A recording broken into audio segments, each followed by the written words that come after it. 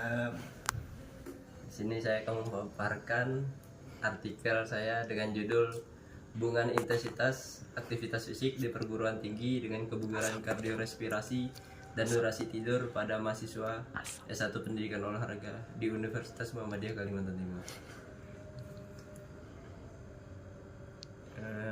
Yang pertama, di latar belakang saya menjelaskan pola hidup manusia zaman sekarang yang cenderung atau tidak banyak melakukan aktivitas fisik, dan hal tersebut perlu diwaspadai karena kebiasaan tadi bisa berdampak pada kesehatan, di mana salah satu pemicu rendahnya intensitas aktivitas fisik yang dilakukan oleh Sadid et al. 2020. Paragraf kedua, saya menjelaskan lagi tentang aktivitas fisik sedentary, sendiri tergolongan aktivitas fisik intensitas rendah. Castro et al. 2020. Di paragraf ketiga, saya menjelaskan lagi penurunan aktivitas fisik Putra 2017. Di paragraf selanjutnya saya menjelaskan lagi tentang penurunan kemampuan akademik pada mahasiswa dan peningkatan risiko penyakit kardiovaskular oleh Solihah et al. 2019. Paragraf selanjutnya saya menjelaskan kesehatan masyarakat dan telah dikaitkan dengan hal ini dengan banyak masalah kesehatan oleh Osailan et al. 2021. Di paragraf selanjutnya saya menjelaskan efek negatif untuk tubuh. Kelebihan atau kekurangan tidur sama-sama bisa berbahaya bagi kesehatan. Iqbal 2017. Paragraf selanjutnya saya menjelaskan kurangnya kegiatan harian atau kegiatan yang tidak terstruktur akan mempengaruhi pengurangan waktu tidur atau kualitas tidur. Fakian 2016. Paragraf selanjutnya, motivasi dan mengurangi rasa bosan yang pada akhirnya dapat meningkatkan rentang perhatian dan konsentrasi. Iqbal 2017. Di selanjutnya saya menjelaskan tentang metode penelitian. Aku langsung metode. Iya, bapaknya Langsung. Iya.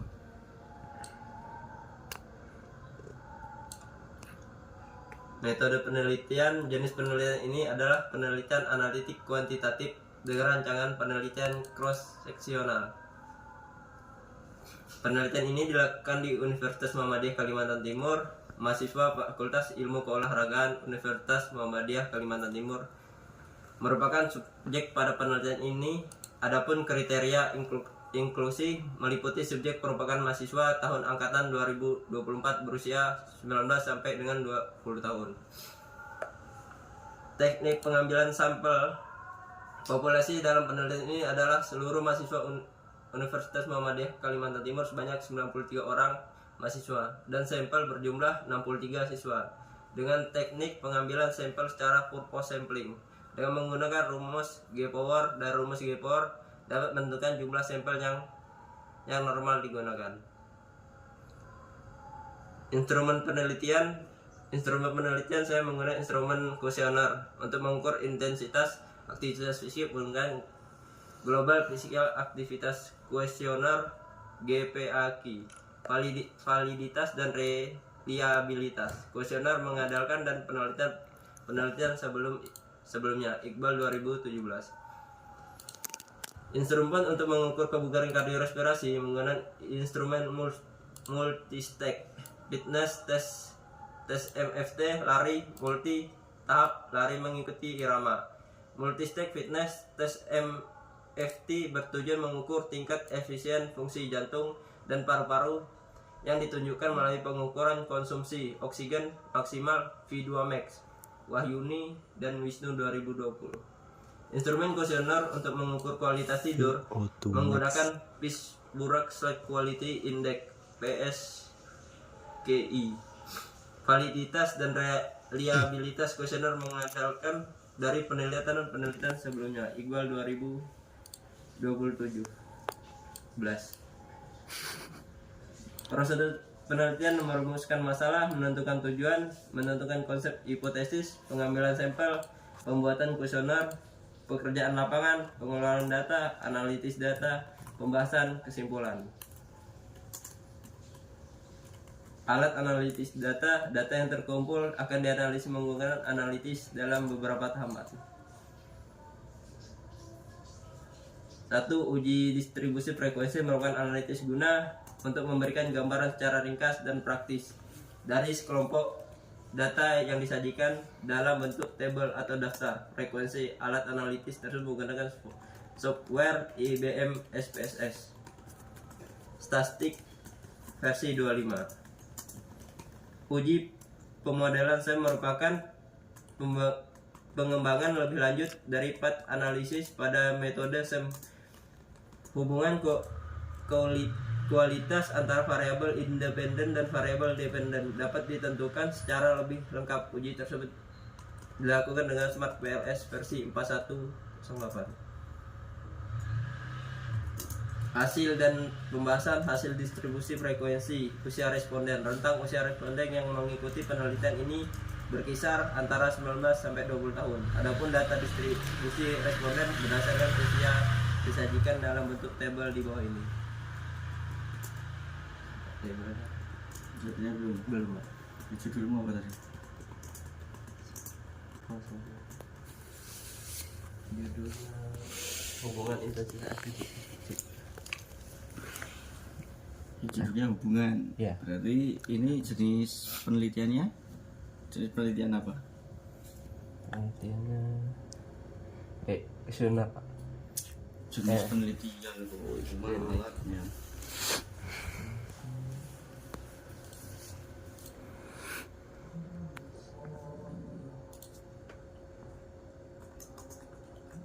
Jenis penelitian adalah analitik kuantitatif, Pak.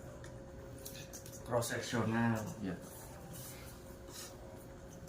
Nah, untuk pengujiannya, untuk bisa menjawab dari rumusan masalahmu itu menggunakan pengujian apa?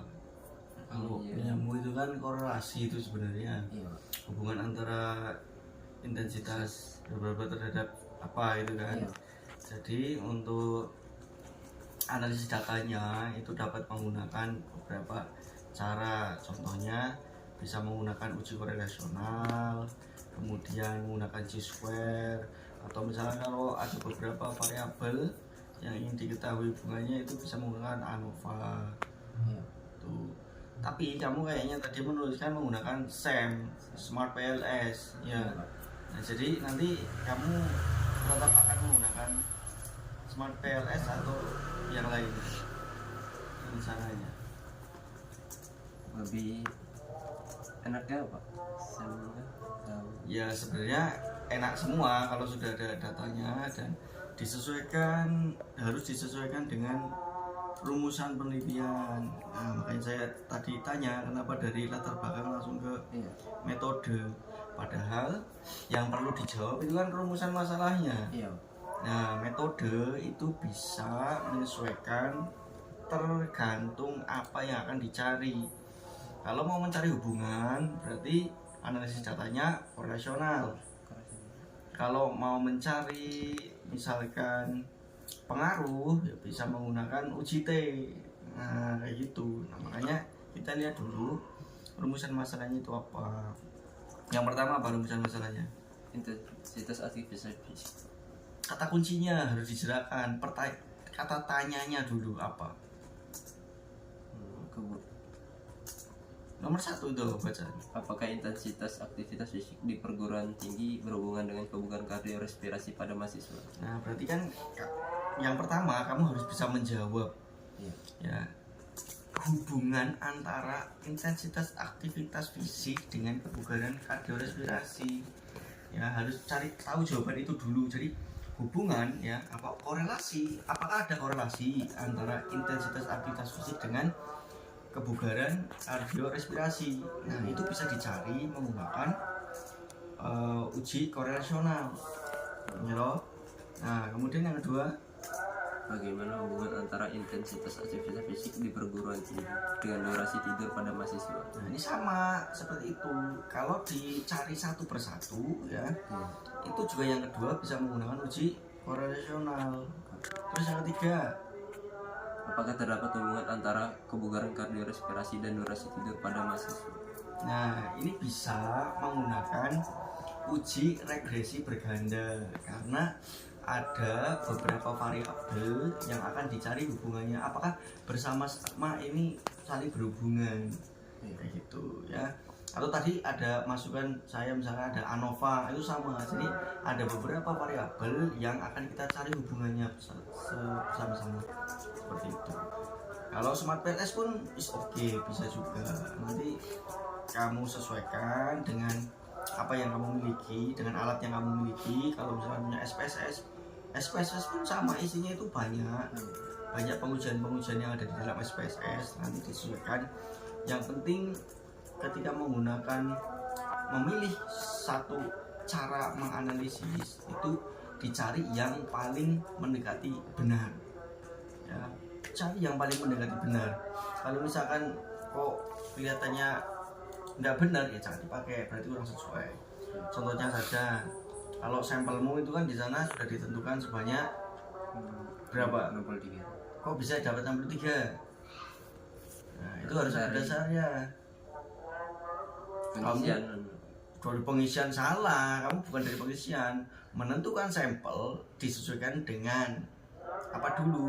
Bagusnya kalau ingin mencari sebuah data di satu populasi, ambil semua.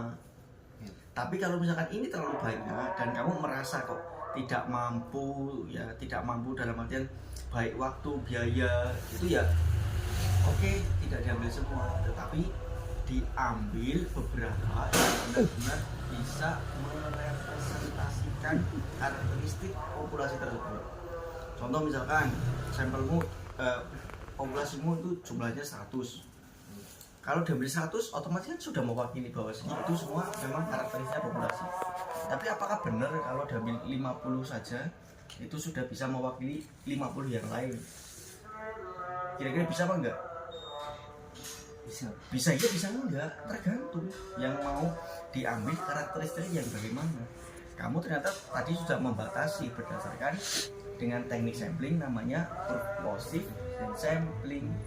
Purposive sampling apa?